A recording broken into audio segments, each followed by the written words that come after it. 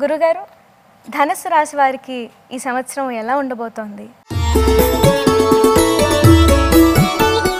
దేవగురువైన బృహస్పతి 6, 7, 8 స్థానాల్లో సంచారం చేస్తున్నారు. 7వ స్థానంలో ఉన్నప్పుడు విజయాలు ఉంటాయి.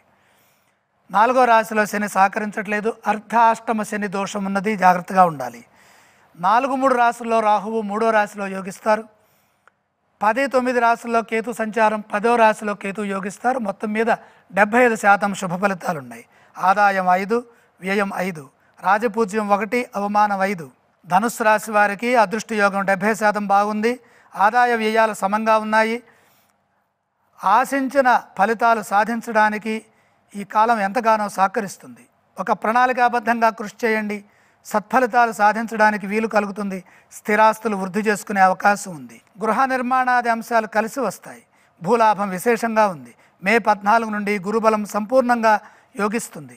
గృహంలో మేలు జరుగుతుంది. ఆశించిన ఫలితాలు సాధించడానికి మీ ప్రయత్నం సహకరిస్తుంది. ఒక ప్రణాళికాబద్ధంగా పనిచేస్తే లక్ష్యాలు త్వరగా పూర్తవుతాయి. వృత్తి ఉద్యోగ వ్యాపారాల్లో మంచి జరుగుతుంది. సంవత్సరం ఆద్యంతాలలో గురుబలం సహకరించట్లేదు కాబట్టి ప్రతి పని లోతుగా ఆలోచించి నిర్ణయాలు తీసుకొని సకాలంలో బాధ్యతలని నిర్వర్తించాలి. అర్ధాష్టమ శనిదోష ప్రభావం ధనుస్సు వారికి ఇప్పుడే మొదలైంది కాబట్టి ధనుస్సు రాశి వారు ప్రతి మాట జాగ్రత్తగా మాట్లాడటం, ధైర్యంగా ముందుకు సాగటం అవసరం. కుటుంబ సభ్యులతో శాంతంగా వ్యవహరించాలి. ముఖ్యమైన పనుల్లో ఒత్తిడికి గురి కాకుండా శ్రద్ధ వహించాలి. ఆరోగ్యంపై దృష్టి పెట్టండి. అపార్థాలకు అవకాశం కల్పించవద్దు. ఆస్తిపరమైన విషయాల్లో జాగ్రత్తలు అవసరం.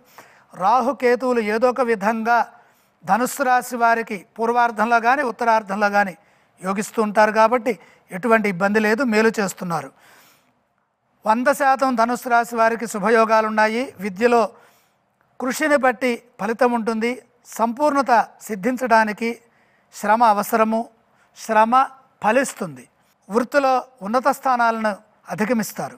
ఉద్యోగంలో పై అధికారుల ప్రశంసలు పొందుతారు. వ్యాపారంలో మంచి జరుగుతుంది. అధిక లాభాలు గడించడానికి అవకాశాలున్నాయి. ఆదాయం పెరుగుతుంది. ఖర్చుల విషయంలో జాగ్రత్తలు అవసరం. అదృష్టం సంపూర్ణంగా ఉన్నది. గురుగ్రహ కటాక్షం వల్ల శుభాలు జరుగుతాయి. కార్యసిద్ధి పరిపూర్ణంగా ఉన్నది. విజయాలు సాధిస్తారు. ధనుస్సు రాశి వారు 100% గ్రహ బలాన్ని పొంది ఉన్నారు కాబట్టి పరిపూర్ణత సిద్ధి.